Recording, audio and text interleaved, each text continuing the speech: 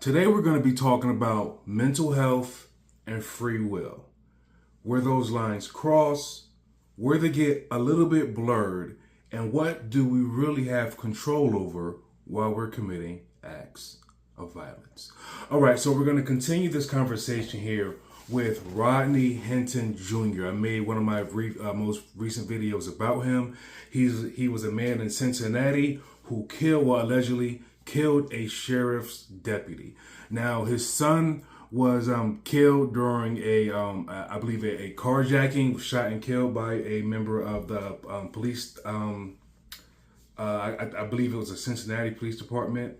And then he ran down a sheriff's deputy allegedly committing murder. But what's ironic about this case is that he was found unable to go to trial because he was mentally unstable. He was recently diagnosed with bipolar disorder and psychotic features. Now, why this is so interesting to me, me being a Purple Heart veteran living with PTSD and having just thoughts at one time to do some of the most craziest things here, is how much of this and how much do we really have control of in our lives. Every time there's a big mass shooting in America, here comes a conversation between is it the guns or is it the mental health? This is America. We have more guns here than people. But with people with free will, if they get upset, if you get angry, why aren't we just going around killing everybody? So is it, once again, mental health or is it free will? So in Rodney Hinton's case, he ran down a police officer, which some people may say is premeditated. So how many of you have been mad out there and you say, man, I feel like just running somebody over? But you don't do it because we have free will and we just don't do the first act of violence that pops into our minds. Why? It's because we know that we have too much to lose and we just can't get away with murder and killing everybody that gets on our nerves or just makes us mad, or we just have a quick flash of violence that pops through our head. We are more in control of our emotions and we just don't do everything that pops into our minds. So to go into this and to research this topic, I asked Google Gemini, is there a mental health condition directly tied to murder? What mental health condition do people claim when they are considered criminally insane? And Google Gemini came back with some options for me. They gave me a couple answers here. They said, while no diagnosis makes someone a murderer, certain conditions are more prevalent among people convicted of homicide. These usually involve a lack of empathy, poor impulse control, or a detachment from reality. And some of the factors they gave me here: antisocial personality disorder, psychopathy, intermittent explosive disorder, and this one it says this involves repeated, sudden episodes of impulsive, aggressive, or violent behavior that are disproportionate to the situation. Last one, which is important, substance abuse disorders. These are often comorbid, occurring alongside other conditions. Drugs and alcohol frequently act as disinhibitors that lead to violent outcomes. Now, let's talk about that last one, substance abuse disorders. I made a video recently about alcohol and the impact that it has on our brains and on our bodies. And usually, speaking from experience, when you drink, whatever feeling you feel, it gets amplified. That's why drinking sometimes can make sex feel so good or give you the courage to send a text message to that boy or that girl that you like. It can also enhance our anger. And you know that when you're angry already, you don't tend to think.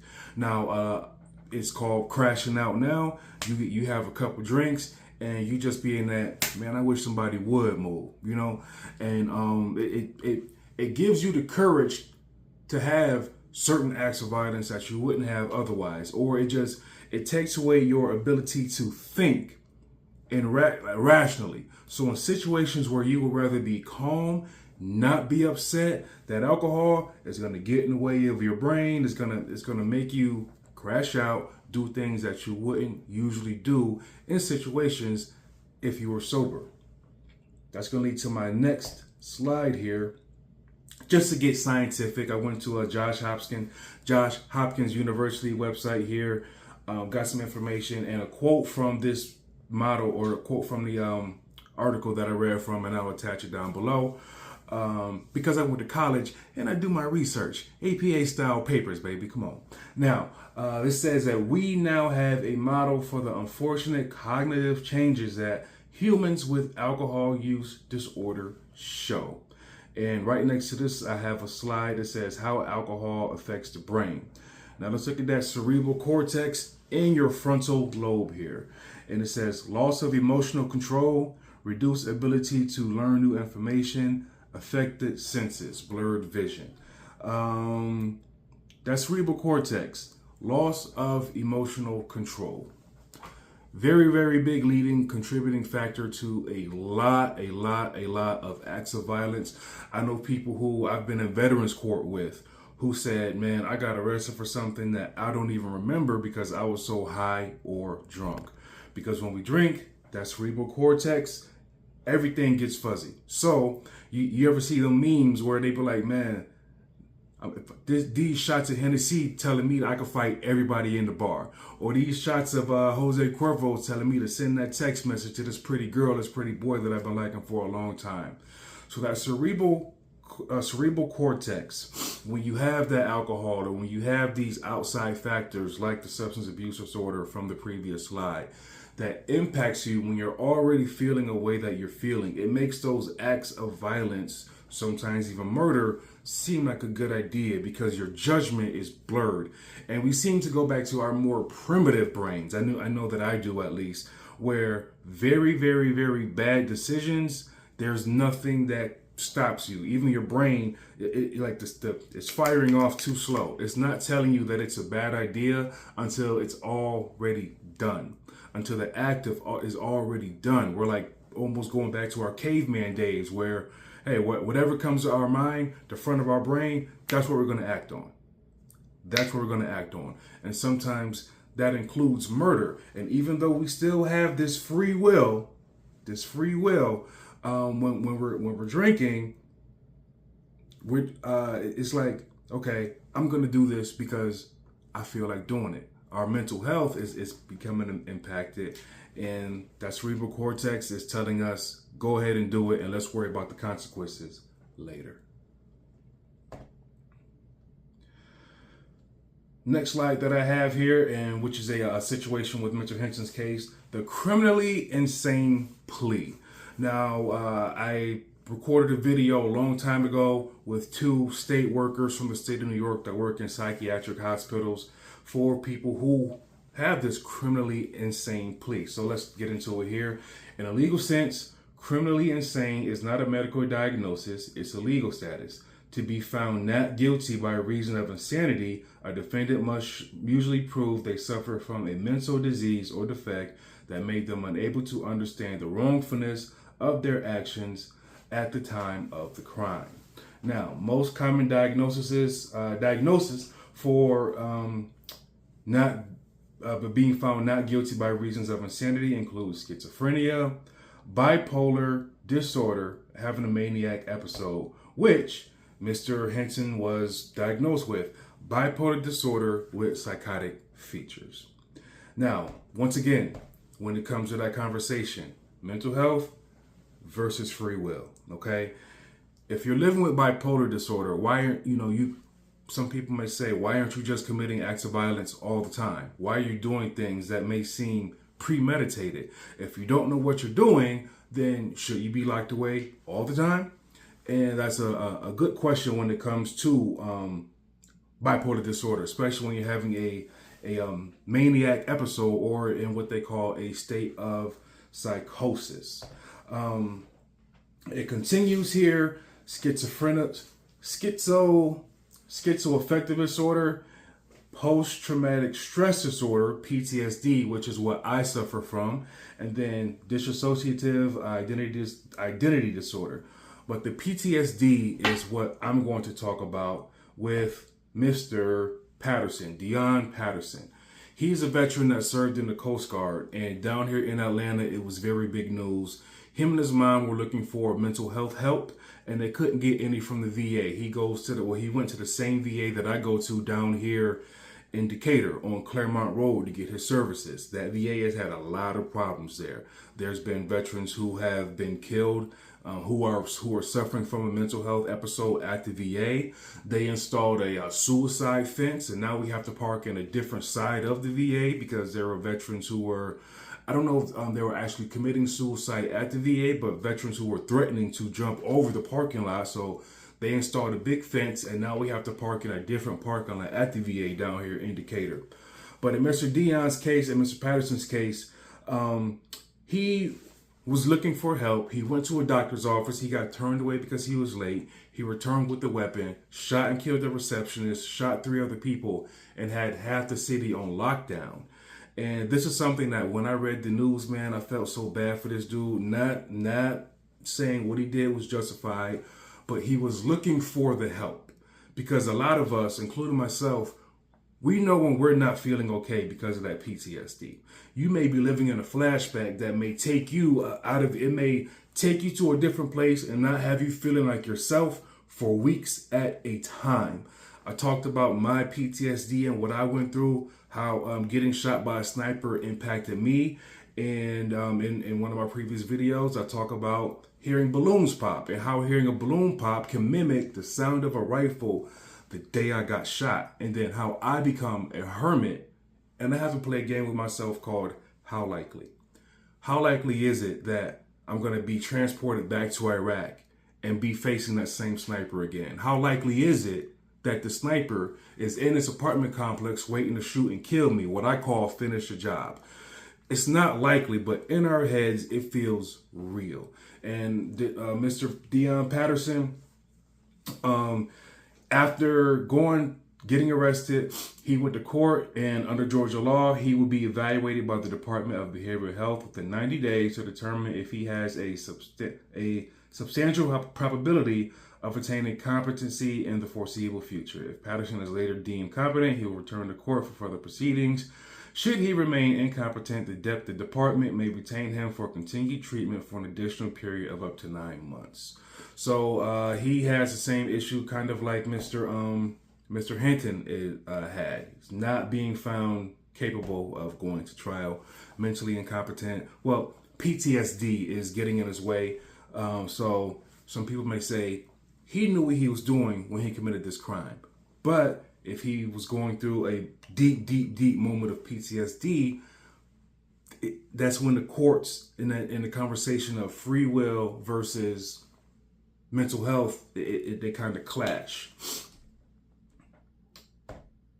Now, I'm going to talk about me a little bit, because I've shared that a couple years ago, I was going through a lot, getting ready to go to Veterans Court, and I'm a Taurus, so I get very, very, very upset. A lot of people, like, oh, he's a big, gentle giant and all of that. I let a lot of stuff slide, but I asked Google Gemini once again, as being a Taurus, does the Taurus zodiac sign have anger issues? And the verdict was Taurus doesn't usually have anger issues in terms of frequency, but they do have anger management issues in terms of expression. Their tendency to internalize rage rather than deal with it in the moment is what leads to those rare but massive bull in a china shop moments. Now, let me tell you about me being that bull in a china shop. I was going through a lot at one point in time, and I was, like I said, getting ready to go to Veterans Court, dealing with some family issues, some external issues, and just so angry with everything. And luckily, I went to go see my doctor in East Point. This is when the VA down here had those satellite offices, and in East Point, Georgia, that's where the mental health therapists were. And I went to go see my therapist, and I said, Doc, look, I'm not feeling like myself, and if I go home, this is going to be my last appointment. Because every time you go to the VA or any mental health appointment, they start with a questionnaire, and they ask, do you feel homicidal or suicidal? And my answer at this point in time was yes. Yes, I do. And she asked me, Which one do you feel? And I said, both. And if I go home, I don't know which one I'm going to commit. And she said, okay, well, what we're not going to do is have you go home. I was deep in my depression, deep in my PTSD. There was a lot of stuff going on with me in my mind that I didn't know about. And that, like I said before in some of my videos, there's just voices all the time telling you, do this, do that, do that. And I was drinking a lot because I was living by myself. And some of these things seemed like a bad idea. And some of these things seemed like a good idea. And as you can see here, this video, I'm a Taurus, and I almost had my bull in the China shop moment. You know, I was born on 4/20/87. I'm like Solomon Grundy. I was born on a Monday. And something that I had to work on with myself is my emotions, not letting them build up until you crash out. Because when you crash out, you want to make everybody else feel your pain. And that's kind of the situation I was in then, knowing that these things that I'm feeling like doing are wrong. And that was my free will, right? But also my mental health, it let me know, hey, I don't know how long I can fight this urge to not do these things that my brain is telling me to do. I need to be put away. So me and my doc came up with a plan. The VA down here has a 4th floor. It's a mental health ward. And I went there. I spent a couple days there. Started feeling like myself again. And I came out with something here, the suicide prevention plan. And with the suicide prevention plan, it's something that you share with the people who are close to you. And as you can see on mine, number 1, I become withdrawn from everybody. And then I start drinking to get by. And there were times back then when I was feeling like that, I was isolated, I was by myself, and all I was doing was drinking, started being self-pity, getting little to no sleep. Ticking time bomb. And I one of my favorite phrases that I made up, you are like a bomb, an IED, waiting to explode. And unfortunately, when you explode, it's the people, places, and things closest to you that are going to get hurt. Say that one more time. You are like a bomb, and sometimes you need to be diffused. Diffusing is going to therapy, spending time with people you love, with friends or family, doing what you like to do to diffuse that bomb slowly over time. Don't let you, the bomb, get to where you're going to explode. You may not be a Taurus, but have your bull in the China shop moment. You need to learn how to diffuse yourself slowly over time, because we love to, and I shared this in a video, what's easier? Going to therapy, spending $100, talking about my feelings? What if I don't have health care? Or I got $20 and the liquor store is right around the corner. And then our frontal lobe and our cerebral cortex, it gets impacted once again. Hey, we may do things like send that email to the boss, let them know how we really feel. Send that email to somebody who we don't like. You know, go to a bar, look for fights. You know, just thinking, going back to that primitive brain that we have, instead of being rational, thinking rationally, and just thinking about how can I diffuse before I get to this moment where I'm going to crash out and hurt myself or others. All right. So that's what I have for this, the intersection between mental health and free will. Which one is it? How much control do we really have over our actions? I would love to hear y'all comments down below down below in the comments. If you like something, if you hated something, let me know.